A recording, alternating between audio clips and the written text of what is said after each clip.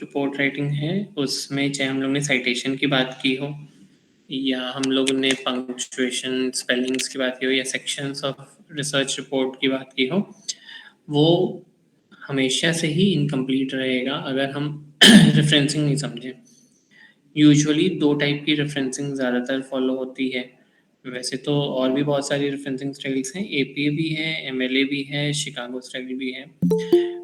मैं APA style को थोड़ा डिटेल करके बताता हूँ क्योंकि मैक्सिमम केसेस में आपका जर्नल जो मांगता है या इनफैक्ट अगर आपके केसेस में थीसिस भी मांगी जाएगी तो एपीए फॉर्मेट और रेफरेंसिंग आनी चाहिए।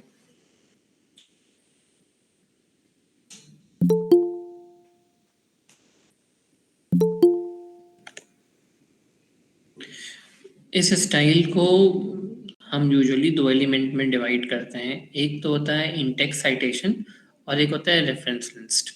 Reference list basically is at the end of your thesis और at the end of your paper और at the end of your chapter, जिसमें सारा साइटेशन एक बार में मेंशन होता है। और दूसरा साइटेशन होता है जब आप कहीं लिटरेचर में कोट कर रहे होंगे या आप अपने इनिशियली इंट्रोडक्शन में कोट कर रहे होंगे, जिसे हम इन टेक्स्ट साइटेशंस बोलते हैं। जब हम इन टेक्स्ट साइटेशन का एग्जांपल दे रहे हैं तो कुछ ऐसा है। तो इफ यू कुड सी तो इन टेक्स्ट साइटेशन में दो एग्जांपल्स दिए हुए हैं। एक एग्जांपल है जहाँ पे केरत करके कोई राइटर हैं जिन्होंने एक पर्टिकुलर चीज़ को एक्सप्लेन किया है और उनका हम ईयर और नाम एक साथ रख रहे हैं और हम जो पेज नंबर है अलग कर रहे हैं। और दूसरा वे ये है कि हम उनके नाम, ईयर और पेज को एक साथ कर दें। ठीक है, तो ये दोनों वे से ही हम क्या कर सकते हैं, हम उनके कोटेशंस को मेंशन कर सकते हैं। और इन दोनों केस में क्या होगा, हम फर्स्ट नेम ना यूज करके हम क्या करते हैं, हम ज्यादातर लास्ट नेम भी यूज करते हैं। ठीक है, और साल और पेज नंबर मेंशन करते हैं। अब सवाल ये आता है कि क्या पेज नंबर मेंशन करना जरूरी है।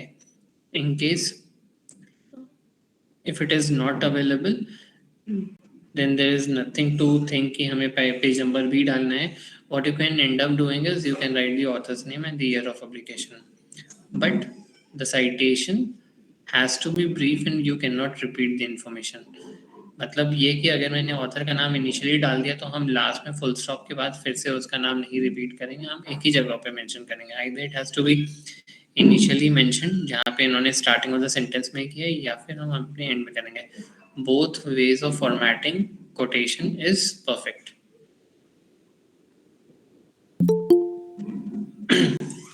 अगर हम कोटेशन से थोड़ा सा आगे बढ़ते हैं तो हम कभी कभी किसी चीज़ की समरी को भी या पैराफ्रेज भी करते हैं. अगर हमने पहले वाला एग्जाम्पल देखा था तो पहले वाले एग्जाम्पल में एक कोटेशन थी, ठीक है, और कोटेशन को बेसिकली हमने साइट किया था और उसको फॉर्मेट किया था हमने एपीए स्टाइल पे. लेकिन इस कोटेशन के आगे भी कुछ समरी या पैराफ्रेज होता है. अगर समरी या पैराफ्रेज की बात करेंगे तो उसमें हमें ऑथर का लास्ट नेम देना होगा, ईयर ऑफ पब्लिकेशन भी देना होगा, वो पैरेंथेसिस में रहेगा. पैरेंथेसिस मतलब ब्रैकेट में रहेगा. सो यू कैन सी कि है क्या, इसमें हम लोगों ने पूरा पैराफ्रेज किया है किसी एक पर्टिकुलर जो भी ऑब्जर्वेशन है, उस ऑब्जर्वेशन को पैराफ्रेज या समराइज करने के बाद हमने ऑथर का नाम और ईयर लिखा है. इसमें याद रखना ऑथर का फैमिली नेम मांगा गया है.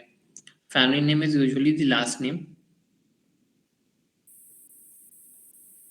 थर्ड पार्ट, जब हम इंटेक्स साइटेशन की ही बात कर रहे हैं तो अभी हमने देख लिया कि कोटेशन को कैसे साइट करना है और पैराफ्रेज को कैसे, मतलब कि समराइज्ड अगर एब्स्ट्रैक्ट हो या समराइज्ड ऑब्जर्वेशन हो तो उसको कैसे हमें साइट करना है. लेकिन सवाल ये आता है कि अगर हम समझ रहे हैं कि ऑथर की बात है तो ऑथर का family name, year of publication इसी फॉर्मेट में जाएगा जिस फॉर्मेट में हम उसको मेंशन करने की कोशिश कर रहे हैं. So there are two ways. Either it has to be in the beginning of a sentence or it has to be in at the end of the sentence. This is an example where only one author has made some observation and that observation has been quoted or cited in this manner.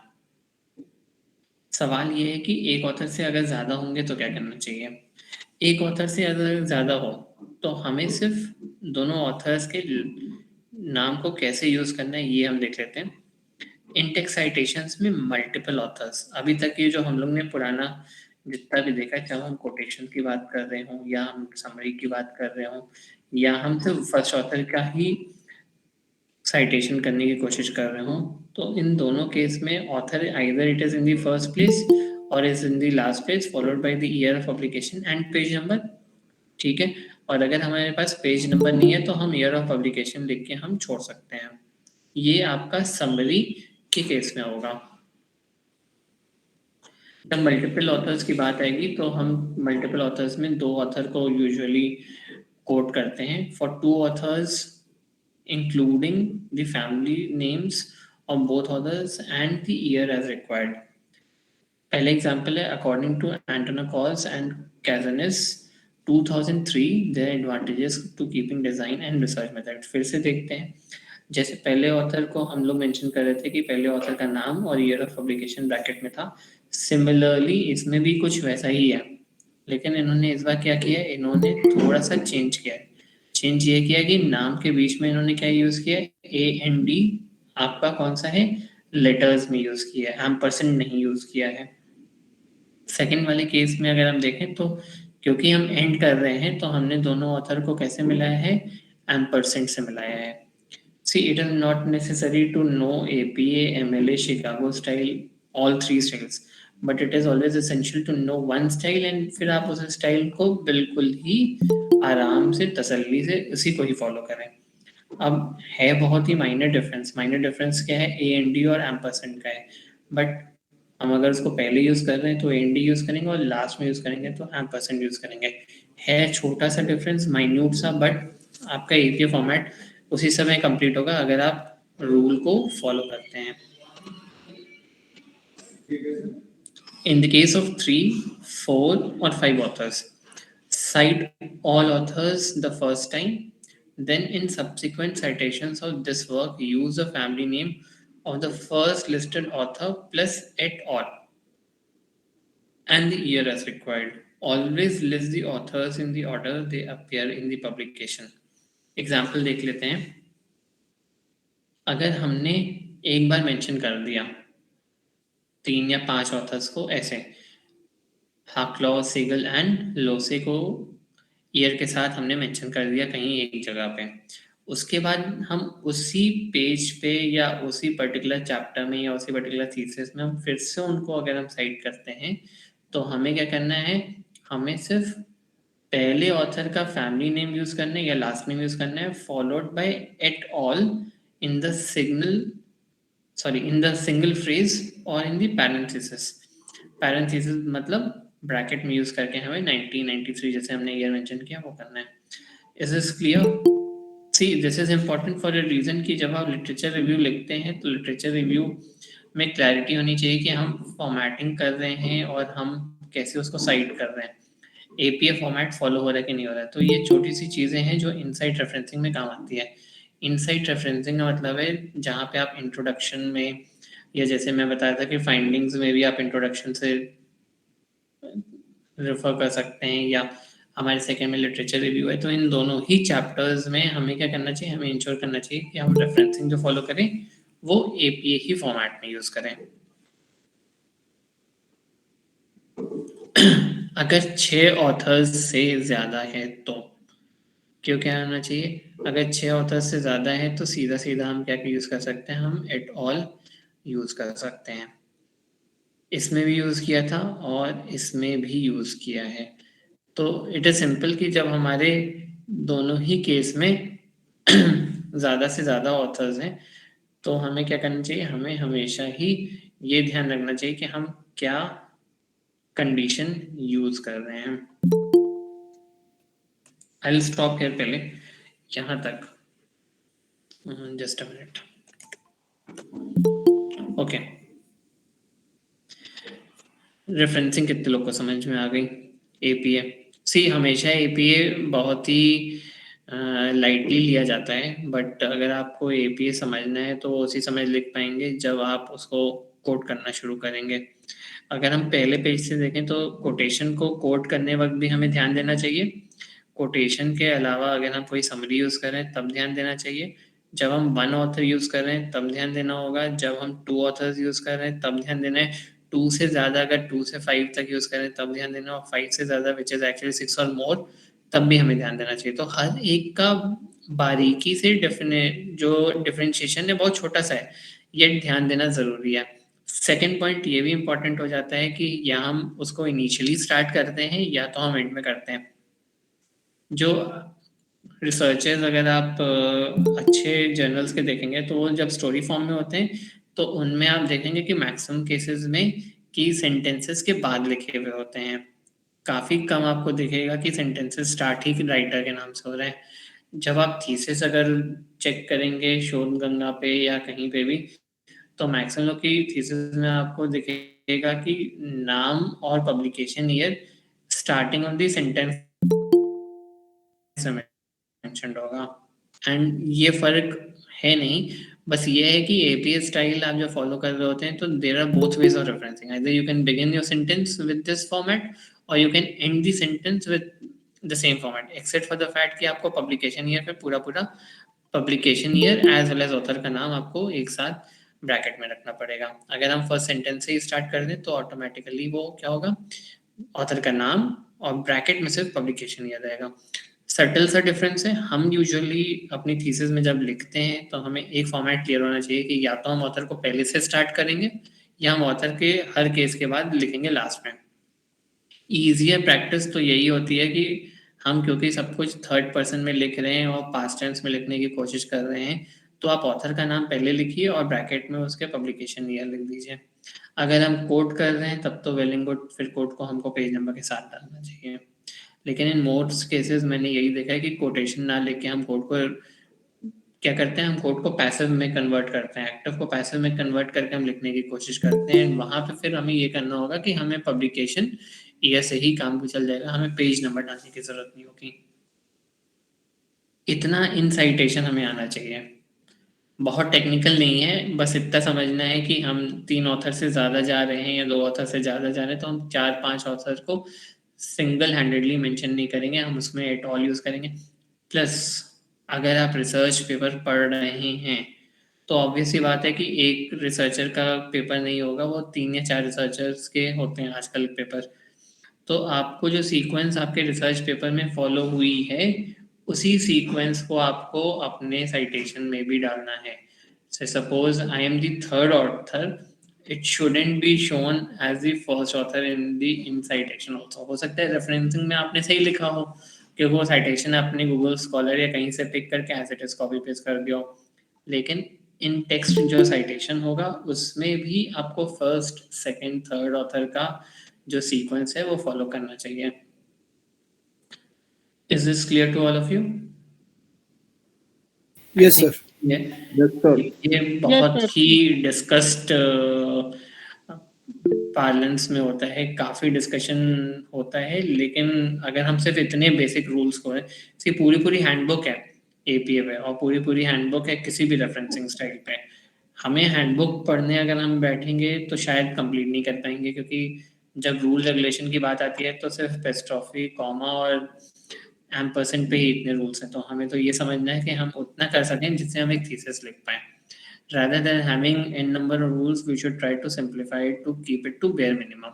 And that is what it is. जब आप literature review लिखते हैं तभी आपको Intex citation की जरूरत पड़ेगी और जब आप फाइनली उसको रेफरेंस देते हैं। ओके, इतना समझ में सबको आ गया? इजी है आई गेस।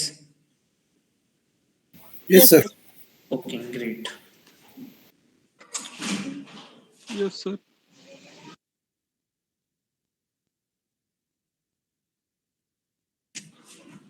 मैं अभी स्क्रीन शेयर करता हूँ, जहाँ पे स्टॉप किया था वहीं से ही।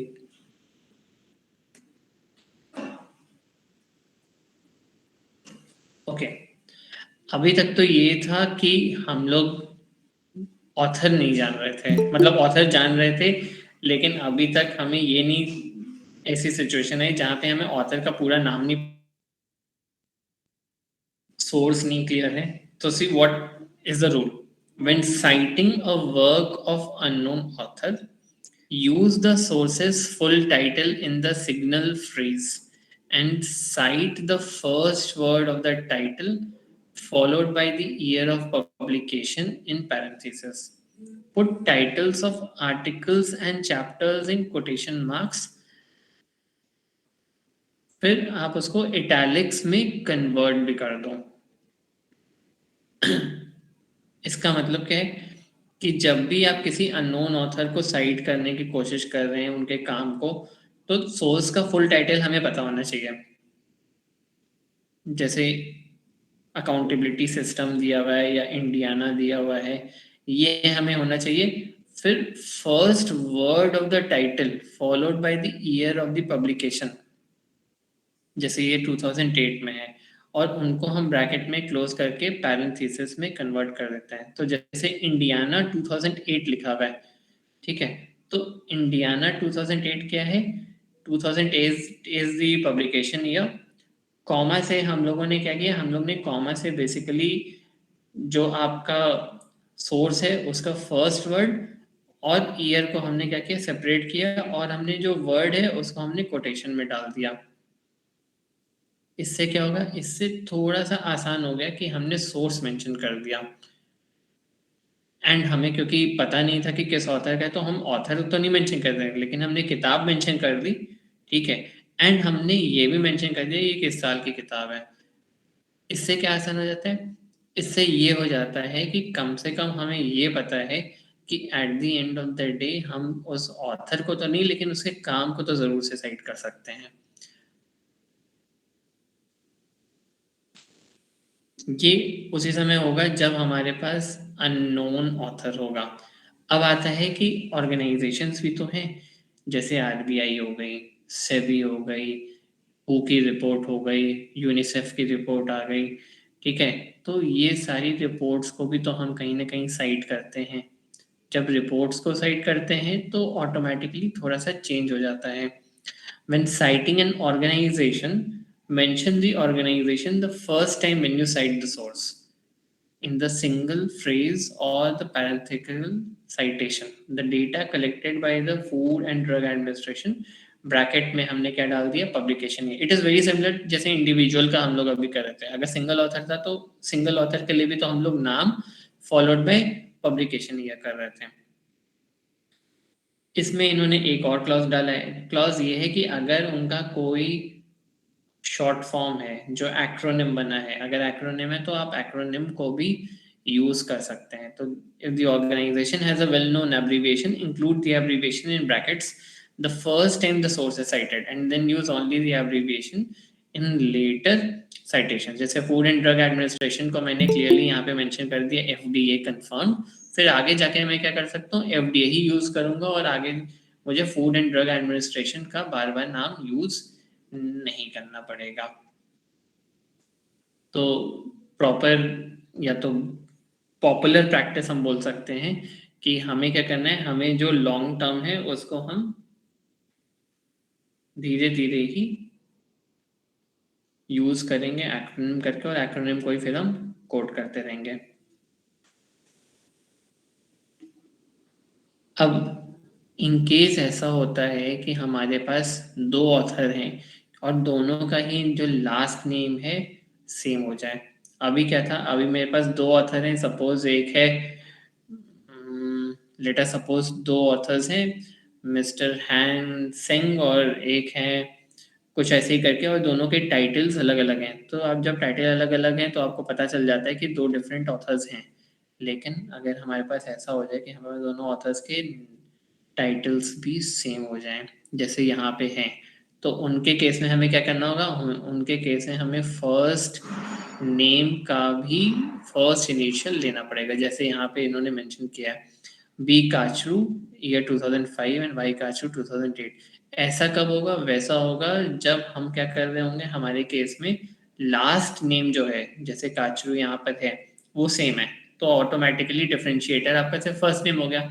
फर्स्ट नेम आप पूरा लिख नहीं सकते क्योंकि आपको लास्ट नेम ही लिखना है, तो फर्स्ट नेम का क्या यूज करेंगे, फर्स्ट इनिशियल्स यूज करेंगे। एंड हम उसको सेपरेट कैसे करेंगे, सेमी कॉलन से सेपरेट कर देंगे। अब बात ये आती है, ये वाला काफी कॉमन है जो सेकंड पॉइंट है इसमें, अगर हम एक ही ऑथर के काफी काम को साइट करने की कोशिश कर रहे हैं, मान लीजिए इन्होंने 95 में भी कुछ प्रोड्यूस किया है, कुछ वैसा रिसर्च, फिर 97 में भी किया है, फिर 99 में भी किया है, तो हम उनको क्या करेंगे, हम उनको सीक्वेंस कर देंगे, क्रोनोलॉजी में कर देंगे और उसको मार्क कैसे करेंगे, ABC से। सो यू कुड सी कि क्या हुआ है, Smiths 1998 study of adolescent immigrants, ठीक है, ए करके किया, फिर आगे बी और सी करके भी आएगा। इसका मतलब है एक ही ऑथर के बहुत सारे अगर पब्लिकेशंस होते हैं और सेम फील्ड पर हैं, ईयर ऑफ पब्लिकेशन डिफरेंट है, तो हम क्या करेंगे, हम सिर्फ उनको एक ही बार में मार्क करते चलेंगे, A B C करके। पर्सनल कम्युनिकेशन, पर्सनल कम्युनिकेशन कब आता है, पर्सनल कम्युनिकेशन आता है जब हम कोशिश करते हैं किसी इंटरव्यू को या किसी लेटर को या किसी ईमेल से जहाँ पे मुझे कोई चीज़ कम्युनिकेट की गई है, उस कम्युनिकेशन को साइट करने की कोशिश कर रहे हैं। अगर हम कम्युनिकेशन को साइट करने की कोशिश कर रहे हैं तो हमें कम्युनिकेशन को क्या करना चाहिए होगा, हमें मेंशन करना होगा कि वो कौन सी डेट की कम्युनिकेशन है, नंबर 1। एंड जो कम्युनिकेशन अथॉरिटी है जिससे मेरा कम्युनिकेशन हुआ है वो भी इम्पोर्टेंट हो जाता है कि हम वहाँ पे मेंशन करें कि आखिर कैसा कम्युनिकेशन रहा है। This is a personal communication say October 3, then again a personal communication January 4। This is the most, I mean you can say कि सबसे जो नेग्लेक्टेड पार्ट अगर हम पूरे कम्युनिकेशन से पूरे रेफरेंसिंग में देखते हैं तो आपका सबसे रेयरली यूज्ड जो होगा वो ये होगा, क्योंकि आपको सिंगल ऑथर को कोट आना चाहिए, ठीक है। अगर आपका सिंगल ऑथर का कोटेशन है, सिंगल ऑथर का फ्रेजिंग है तब आना चाहिए, मल्टीपल ऑथर की फ्रेजिंग है तब भी आ जाना चाहिए, मल्टीपल ऑथर का कोटेशन है तब भी आ जाएगा, अगर आपके पास 5 ऑथर है तब भी आना चाहिए, 6 ऑथर है उससे ज़्यादा हो तब भी आ जाएगा। फिर अगर आपको पीछे अगर हम चल के देखें तो हम देख रहे हैं कि अगर ऑथर का जो लास्ट नेम है वो सेम हो तब भी हमें आना चाहिए, अगर ऑर्गेनाइजेशन को साइट कर रहे हैं आ जाना चाहिए, अननोन ऑथर है तब भी आना चाहिए। लेकिन जब पर्सनल कम्युनिकेशन से हमने कोई डेटा लिया है, suppose we are writing it to a particular journal and उस जर्नल से हमें कुछ ऐसी इंफॉर्मेशन आ रही है और हम कर रहे हैं किसी पर्टिकुलर जर्नल का बिब्लियोमेट्री एनालिसिस, ठीक है, हम उसकी जो जितना भी उसके पास लिटरेचर है उसकी कोई स्टडी कर रहे हैं, तो हमें पर्सनल कम्युनिकेशन साइट करने की जरूरत पड़ सकती है। बट लेकिन वो बहुत रेयर केसेस होते हैं कि हम लोग वैसी स्टडी करते हैं, क्योंकि हमारी स्टडी मोर ऑफ थीसिस लिखना है इस समय। तो जब हम थीसिस लिखने की बात कर रहे हैं तो हम सिर्फ उतना ही फॉलो करते हैं जितने की जरूरत होती है।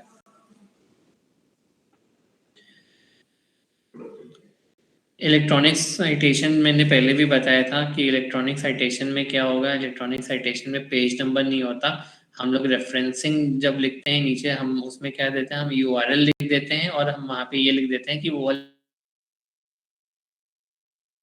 एक्सेस हुआ था। तो जब पेज नंबर तो नहीं है, तो पेज नंबर अगर नहीं है तो हमारे पास सिर्फ एक ही उपाय आता है कि हम उसको सेक्शन और पैराग्राफ नंबर से मेंशन कर दें। Again this is very less used citation method.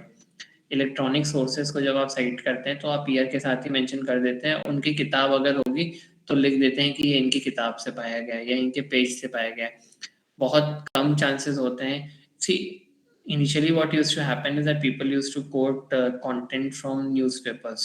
Now the situation has changed and people do not quote only from newspapers, they'll also quote from some e-newspapers, and when that happens you can easily say कि this is an e-newspaper of so and this is stated in paragraph number so and that is how electronic sources का citation भी धीरे धीरे धीरे बढ़ते गए हैं।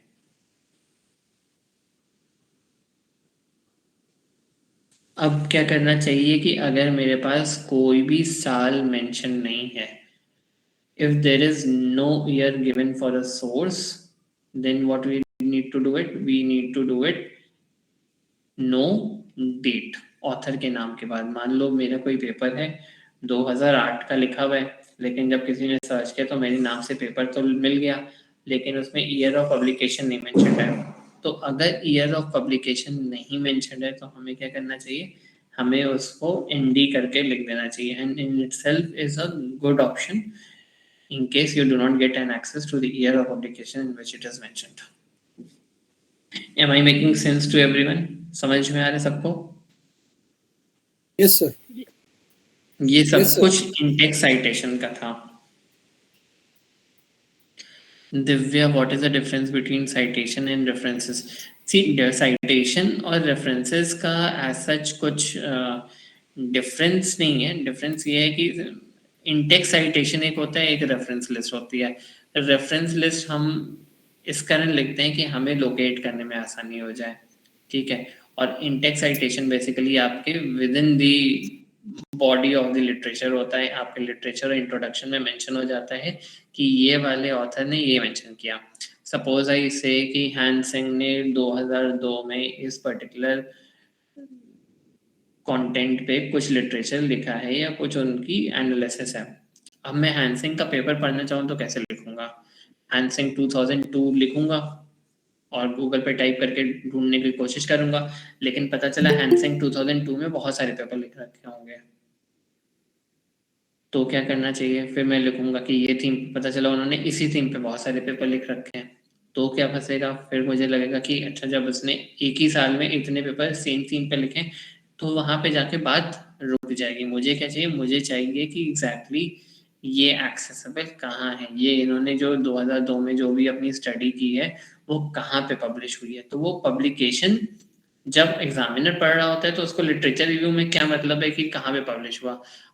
वो तो एक स्टूडेंट के लिए जरूरी हो जाता है कि स्टूडेंट को अगर कभी पढ़ने की जरूरत पड़ जाए, विच आई डू अ लॉट, मैं हमेशा रेफरेंसेस से ही कोशिश करता हूँ नए रिसर्च पेपर्स निकालने की, क्योंकि उससे पता चल जाता है आपको एक ही पेपर से आपको 5 या 6 पेपर्स दिख जाएंगे जो कि सिमिलर टाइप के होते हैं। एंड होता क्या है कि जब आपको एक ही रिसर्च पेपर में काफी रेफरेंसेस मिल गए, रेफरेंसेस से ही आपको सिमिलर एक तो थीम के पेपर्स मिलेंगे, दूसरा ये है कि आपका जो लिटरेचर है और बाकी जो 6 या 7 पेपर्स आपने रेफरेंस लिस्ट से निकाले उनका लिटरेचर भी आपको काफी कॉमन दिखेगा।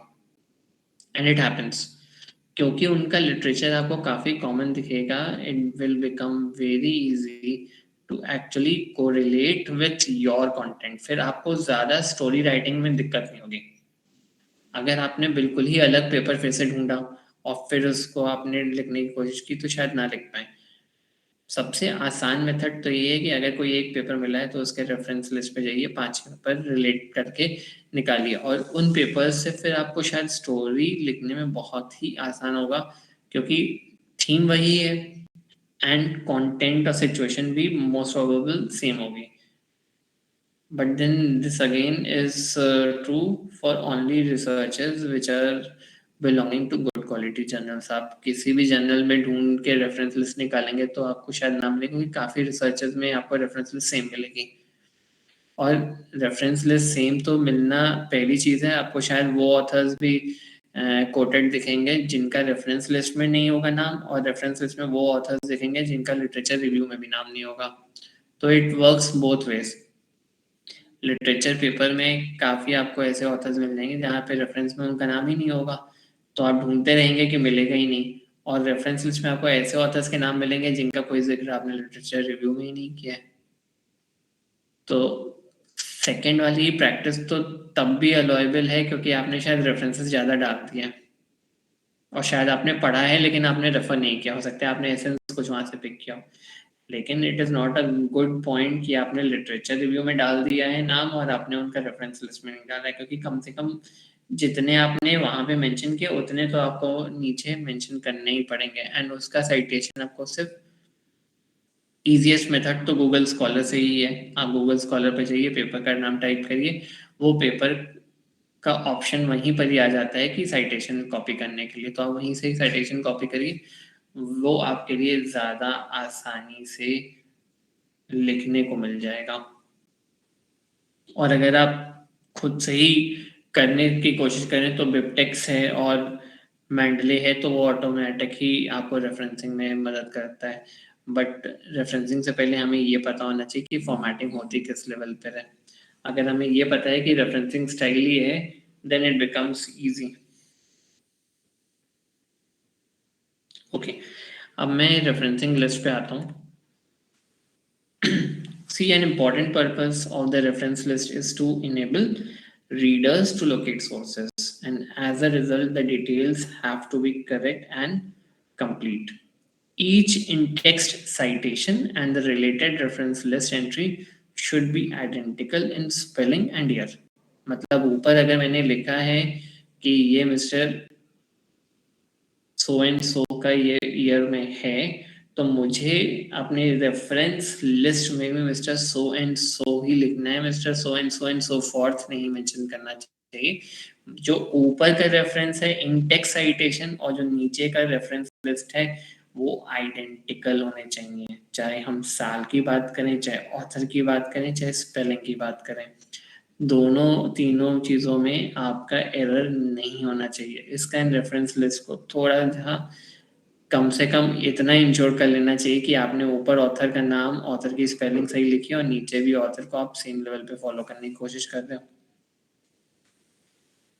What are the rules? In compiling your APA reference list, you should list references on a new page with a centered heading title references, include books, journal articles, online sources, etc. in one alphabetical listing. मतलब आपने उसको क्या किया, alphabetically arrange कर लिया और list कर दिया, बुक्स को, जर्नल आर्टिकल्स को, ऑनलाइन सोर्सेस को सेग्रीगेट नहीं किया। ऑर्डर जो होगा एंट्रीज का वो क्या होगा, वो टाइटल से होगा।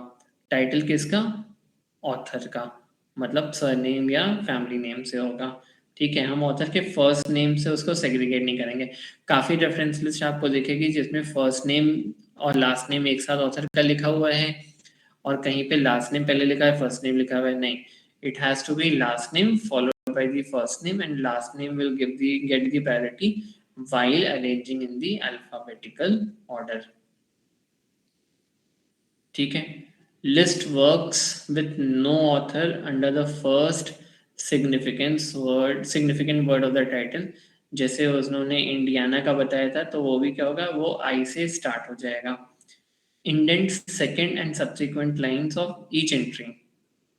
ठीक है, मतलब पहला सेंटेंस तो आपका नॉर्मल होगा, सेकंड और सब्सिक्वेंट लाइंस को आप क्या करेंगे, 5 to 7 स्पेसेस का आप इंडेंट करेंगे। और वो रेफरेंसिंग कितनी स्पेसिंग की होनी चाहिए, डबल स्पेसिंग की होनी चाहिए। Is that clear to all of you?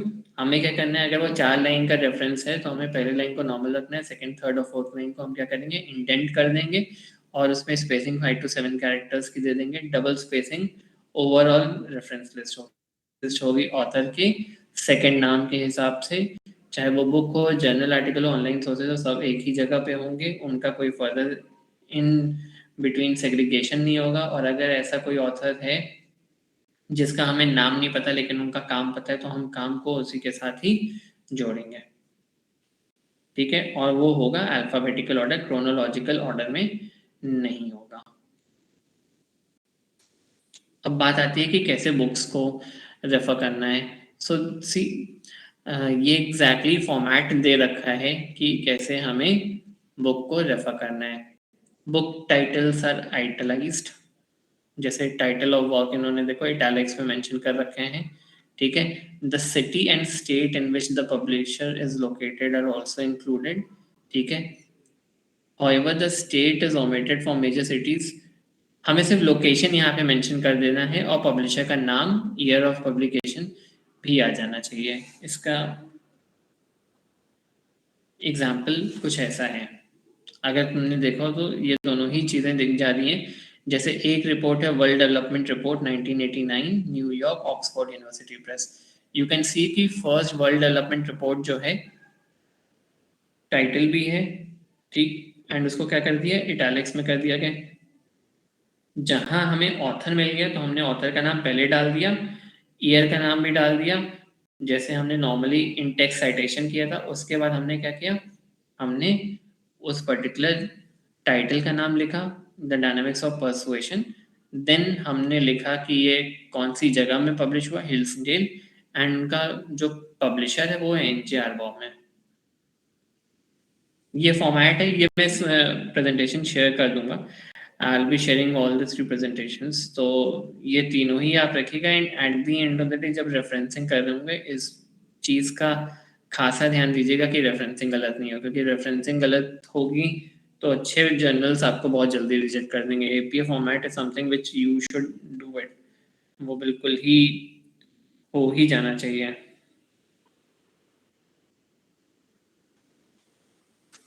Organisation as author हो, अननोन ऑथर है, तो एक चीज़ इसमें और आ रही है कि अगर हम ऑर्गेनाइजेशन एज ऑथर है तो उसको हमने एज इट इज़ रखा है, American psychological association which is APA, तो उन्होंने उसको इटैलिक्स नहीं किया। अननोन ऑथर में घूम फिर के इन्होंने टाइटल को क्या किया है, अगेन उन्होंने इटैलिक्स में मेंशन किया, एंड इस बार इन्होंने एडिशन तक मेंशन किया। तो it is always a good practice कि आप अपनी किताबों को ज़रूर से एडिशन मेंशन कर दें।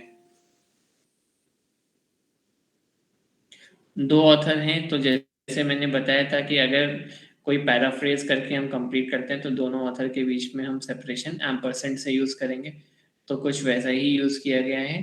क्रॉफोर्ड, नोलान एंड जो तीन ऑथर्स हैं उनका नाम यूज़ करके पब्लिशर का ईयर लिख दिया है कि कौन से साल में पब्लिश हुआ है। टाइटल का नाम हमने लिखा है, टाइटल को हमने इटैलिक्स में कन्वर्ट किया है। उसके बाद हमने कौन सी जगह पे लिखा है, तो चेल्टनहैम में किया है। Stanley thorns is basically the publisher. 3 to 7 authors में सारे नाम लास्ट नेम से लिख दिए गए हैं, इनिशियल्स डाल दिए गए हैं, और फिर कॉमा से हमने क्या किया है, सारे नाम को सेपरेट भी किया है, और last author name is preceded again by ampersand. ठीक है, जो उसमें सेवेंथ ऑर्डर और सेवेंथ ऑथर है, अगर हमने 7 ऑथर्स टोटल यूज किए हैं तो हमने सेवेंथ ऑथर को बेसिकली क्या किया, एम्परसेंड से सेग्रीगेट किया, एंड बाकी सारी चीजें एज इट इज ही हैं। टाइटल हमेशा इटैलिक्स में है, जगह का नाम और पब्लिशर का नाम। मोर देन 7 में डॉट डॉट डॉट कर दिया जाता है, 3 एलिप्सिस पॉइंट्स, एंड फिर से वही किया गया है। अगर हम देखें last authors family name and initial लिख दिया गया है। इस बार लेकिन एक चीज कर दी गई है जिसमें हमने एम्परसेंड नहीं यूज किया है। आई अंडरस्टैंड ये है तो टेक्निकल, बट जब हम ये लास्ट सारा काम कर चुके होंगे, जब रेफरेंसिंग के लास्ट फेज में होंगे, जब हमारे पास सारा कंटेंट लिखा हुआ होगा और सिर्फ हम रेफरेंसिंग में ही पहुंचेंगे, तो लिटरेचर रिव्यू का इंटेक्स साइटेशन देखना पड़ेगा और रेफरेंस लिस्ट देखनी पड़ेगी। ये दो चीजें हमें ध्यान से करनी पड़ेंगी, and it is a matter of practice. Once your practice is good enough तो आपको रेफरेंसिंग में ज्यादा समय नहीं लगेगा, and by the time you would be writing your thesis, मेरे ख्याल से जो नए सॉफ्टवेयर्स आ गए हैं, चाहे बिबटेक्स की बात करें या मेंटली की बात करें, वो ऑटोमेटिकली एपीए से लेके किसी भी फॉर्मेट में वो कन्वर्ट कर देते हैं। बट घूम फिर के मैं हर बार यही बताता हूँ कि वो सारी चीज़ें सॉफ्टवेयर का काम करती हैं। आपको एक बेसिक लेवल ऑफ सेंस और बेसिक लेवल ऑफ अंडरस्टैंडिंग किसी भी चीज़ का आना चाहिए, और अगर वो आएगा तभी हम बता भी पाएंगे कि एग्जैक्टली कैसे हो रहा है।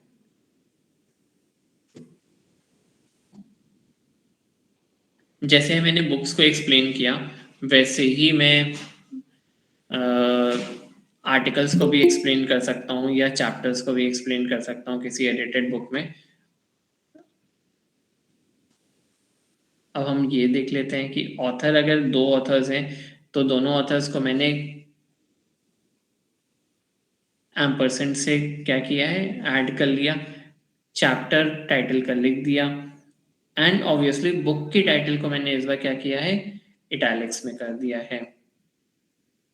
Capitalize only the first letter of the first word of an article, और chapter title and any proper nouns उनको हम क्या करेंगे, हम कैपिटल लेटर्स में लिखेंगे। This is may be one step too many, will not get into this level of technicality, but yes, you should know कि अगर इसका कोई चैप्टर है और किसी किताब में कोई चैप्टर को भी हम कोट करने की कोशिश कर रहे हैं, तो हमें पता होना चाहिए कि वो कैसे हम मेंशन करें। हर किताब में जब हम मेंशन करेंगे तो पेज नंबर जरूर से आ जाना चाहिए, and automatically city of publisher तो ऐड होना ही है, जैसे नॉर्मल केस में आ रहे थे। एक एग्जांपल इन्होंने दे रखा है नायडू बी करके, ठीक है, जिसमें लास्ट नेम से स्टार्ट किया, पब्लिशिंग ईयर उन्होंने मेंशन किया, टाइटल उन्होंने पूरा मेंशन करके जो भी था उसको मेंशन किया है, और फिर उन्होंने उसको इटैलिक्स में भी कर दिया है।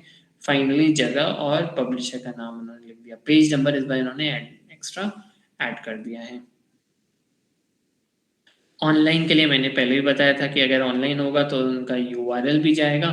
यूआरएल के अलावा और क्या जाना चाहिए? यूआरएल के अलावा लास्ट रिट्रीव भी जाना चाहिए। जैसे यहाँ पे इन्होंने बताया है कि author A and author B, year, title of book, details about the format if available, DOI और रिट्रीव फ्रॉम वेब एड्रेस।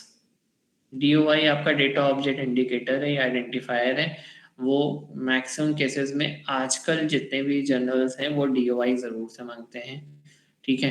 तो आपको कहीं ना कहीं डीओआई भी मेंशन करना पड़ेगा। अगर आप जर्नल्स में लिख रहे हैं तो DOI is one good practice कि आप ज़रूर से मेंशन कर दीजिए, और डीओआई आपको मिल जाएगा। Most journals now are coming up with their DOI. So DOI is an easy way to locate your personal file on the web.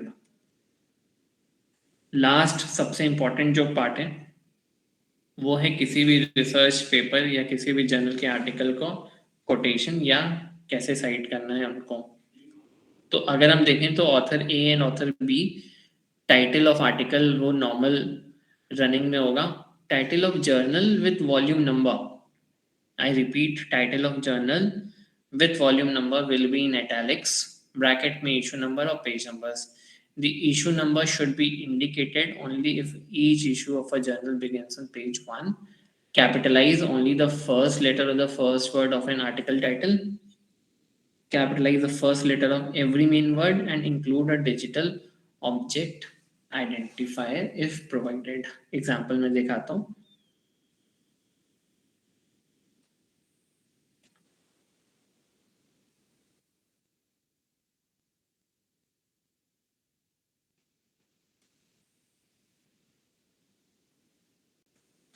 ये जैसे हम लोग देख रहे होंगे जो एक वॉल ए गर्ड्स मैनिया जी 2008 का है। अगर हम सिर्फ इस वाले पर्टिकुलर एग्जाम्पल में देखें तो यू कैन सी कि इन्होंने ऑथर्स पहले लिखे हैं, ऑथर्स का लास्ट नेम फर्स्ट नेम का कॉम्बिनेशन यूज किया गया है, थर्ड ऑथर को बाकी दो ऑथर्स के साथ एम्परसेंड से जोड़ दिया गया है, फॉलोड बाय पब्लिकेशन ईयर लिख दिया, फिर नॉर्मल जो टाइटल है वो उन्होंने पूरा लिख दिया। नॉर्मल टाइटल के बाद उन्होंने जर्नल का नाम क्या किया है? इटैलिक्स में मेंशन किया है। वॉल्यूम का नाम भी इन्होंने क्या किया है? इटैलिक्स में किया है।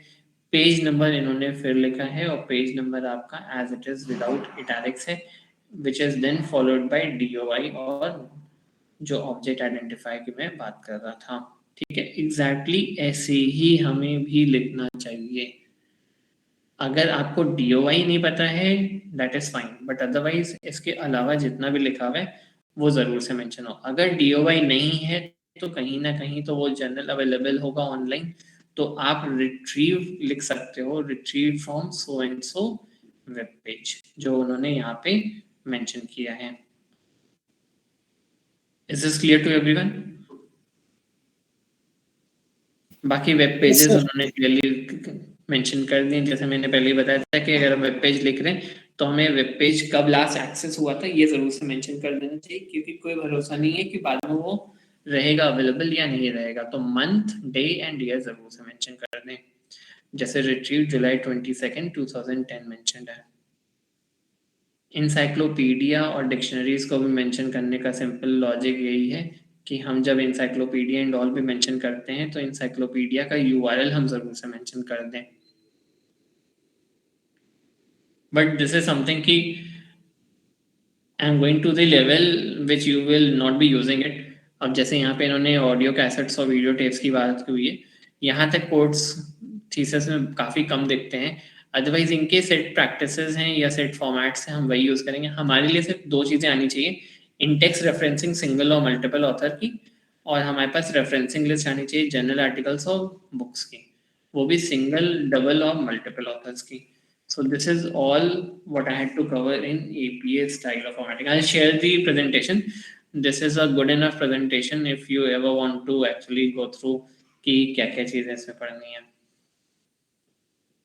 Okay, questions from your end? मेरे end से इतना ही था। Sir, please show the Sir, slide. please explain ampersand. Ampersand का मतलब जो मैं ये सिंबल भेज रहा हूँ आपको वो होता है मैंने चैट बॉक्स में टाइप कर दिया है। एंड का जो साइन होता है,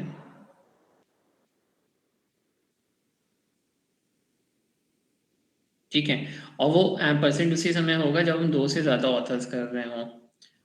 तो आप दोनों को जब मेंशन करोगे तो ऐसे ही मेंशन करोगे, और 2 ऑथर भी होंगे तो 2 ऑथर अगर हम पहले यूज़ कर रहे हैं स्टार्टिंग ऑफ द सेंटेंस में तो ए एंड डी से जोड़ेंगे। अगर हम लास्ट में सेंटेंस के बाद उनको साइड करने की कोशिश कर रहे हैं तो दोनों को हम एंड से ही जोड़ेंगे, which is ampersand, not A and D.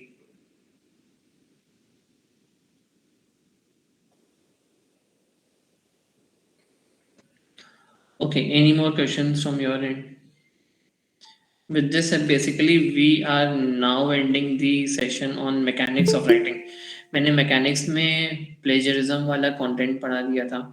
उससे पहले मैंने स्पेलिंग, पंक्चुएशन पे भी एक कंटेंट कवर किया था। Sections of report writing cover कर चुका हूँ। एंड फाइनली आज मैंने एपीए स्टाइल भी समझा। एपीए अगर आपको आएगा तो एमएलओ आप ऑटोमेटिकली कर देंगे। एक फॉर्मेट पे आना चाहिए कंट्रोल, ताकि दूसरा फॉर्मेट हमें सिर्फ फॉर्मेटिंग के लिए आना चाहिए। And usually format is your APA. तो once it is an APA आपको आ गया तो एपीए में भी बहुत ज़्यादा नहीं है टेक्निकलिटी, सिर्फ उतना ही फॉलो करने जितना आपकी थीसिस के लिए ज़रूरत हो और एक नॉर्मल रिसर्च पेपर लिखने के लिए ज़रूरत हो। क्योंकि अगर रूल्स में देखेंगे तो सारी चीज़ों के लिए काफ़ी रेगुलेशंस आ जाएंगी, तो उतना ज़रूर से करें। Before writing any research you should always think that जितना लिखेंगे उतना सीखेंगे, और जितना अच्छे जर्नल्स को टारगेट करेंगे तभी जाके हम लोग लिख पाएंगे। अच्छे जर्नल्स को टारगेट करने का मतलब है जिनका आपको कंटेंट लगे कि हाँ काफ़ी वैलिड है।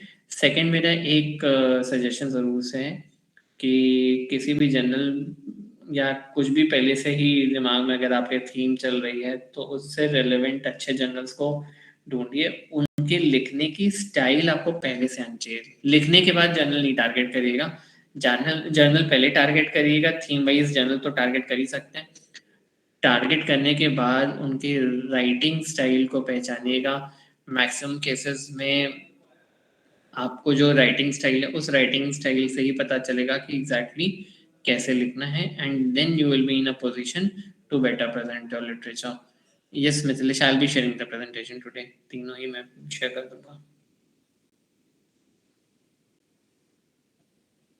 Sir, I have a question. Yes. Sir, when we cite any journal or any book, if there are more than 2 or 3 authors, so when to use at all or whether it to use the all authors name? नहीं, अगर आपके पास 3 ही author है आप तीनों को coat कर दीजिए। 5 authors के ऊपर ही आपको एट ऑल यूज करना चाहिए। अगर 5 से ज्यादा ऑथर होंगे तो एट ऑल यूज करना है, तो चाहे एट वो ऑल बुक यूज के करिए। लिए 3 हो ऑथर्स या को तो आप फिर साइट कर ही सकते हैं। जर्नल के अभी लिए। जैसे मैंने दिखाया था इंटेक्स साइटेशन के रूल्स बहुत सिंपल हैं कि अगर 3 ही ऑथर हैं तो आप एंड यूज करिए।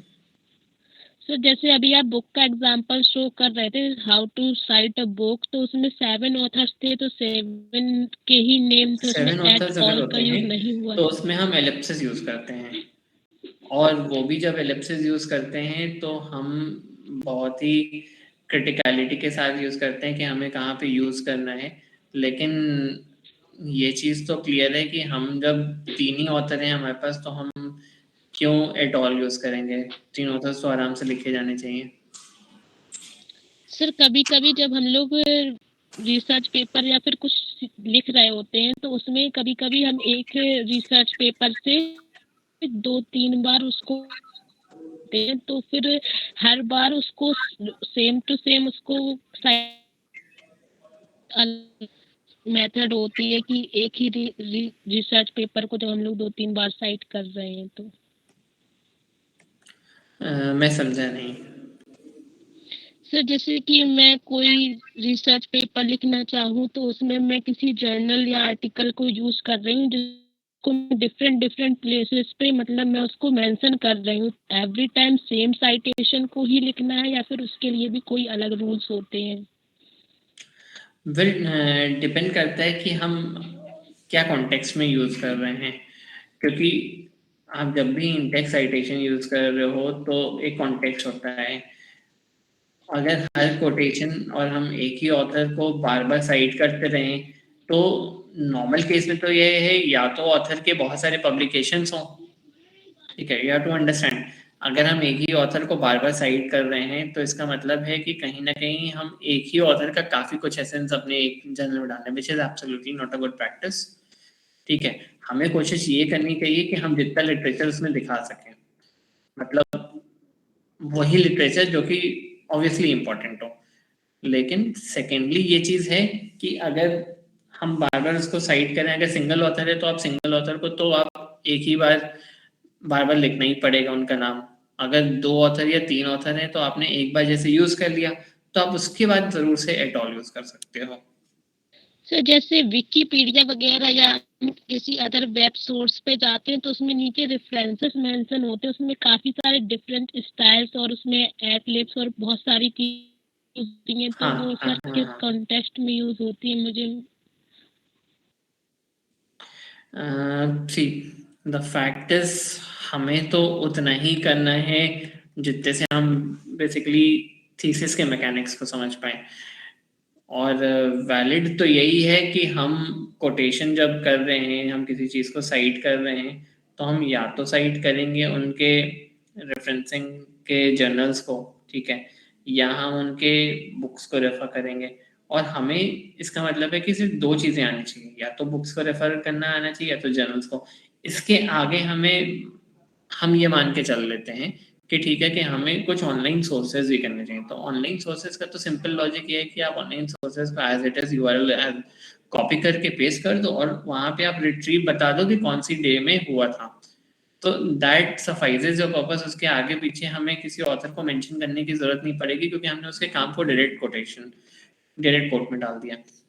इशू ये आ सकता है कि अगर आप एक ही लिटरेचर में बार बार एक ऑथर को कोट कर रहे हो, I have already said once कि कहीं ना कहीं हमें ये देखना है कि हम ऑथर से सिमिलैरिटी कितनी नहीं लाएंगे, फॉर अ रीजन कि हम अगर एक ही ऑथर को बार बार सब जगह पे कोट करते हैं तो हमारे लिए चैलेंज ये हो जाएगा कि क्या हम एक ही ऑथर को हर जगह तो नहीं यूज कर रहे हैं।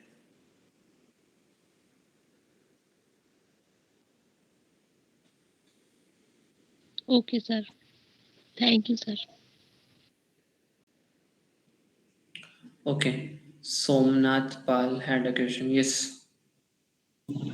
यस सर, हमारा एक क्वेश्चन था रिगार्डिंग ये, अगर हम कोई जो जर्नल्स हैं जनरली इन जनरल हम पूछ रहे हैं कि मैनेजमेंट के जो जर्नल्स हैं उसमें कौन सा जो स्टाइल फॉलो होता है? मैंने जितने भेजे हैं, मैं अपने एक्सपीरियंस से बताता हूँ। मैंने जितने भेजे हैं वो ज़्यादातर में एपीए का ही रिक्वायरमेंट है।